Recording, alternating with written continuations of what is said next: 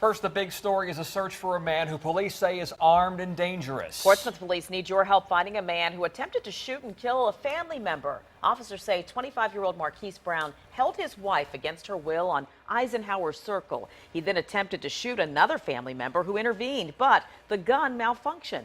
10 to your side's Liz Palka has been uncovering new details. Liz, what did you learn? Nicole, I spoke to Brown's mother-in-law. That's the woman he attempted to shoot on Friday afternoon. She is very fearful right now, especially considering police haven't located Brown. And she's asking Portsmouth residents to take a good look at his picture because he has to be somewhere. Mr. Brown should be considered armed and dangerous.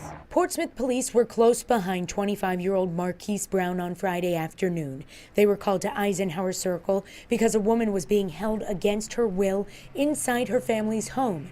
Family asked we not identify their exact address. It was a result of her attempting to leave the home and him not wanting her to leave. 10 on your side spoke to the mother of the victim. She said her daughter and Brown are married. On Friday, her daughter quietly approached her, saying Brown wouldn't let her leave the house. He had a gun and was threatening her.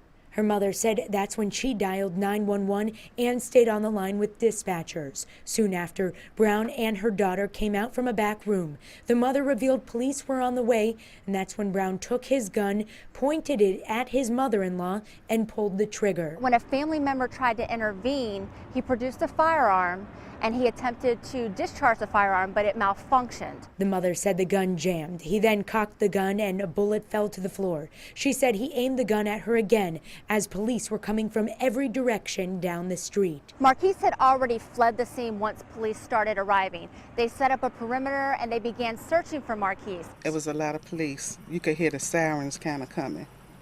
Wow. On the next street behind us. The mother said Brown went out her back door and headed in the direction of William Waters Middle School, which was then placed on lockdown. Days later, police are still on the lookout for the Portsmouth man, saying he also has been known to stay in the 600 block of McLean Street. He does have family members who are here, so he does have ties to the Portsmouth area.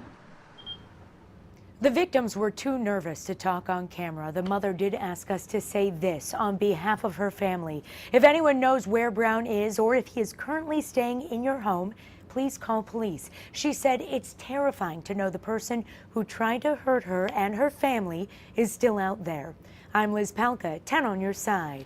Police charged Brown with a number of things: attempted second-degree murder, abduction, possession of a firearm by a convicted felon, and brandishing a firearm.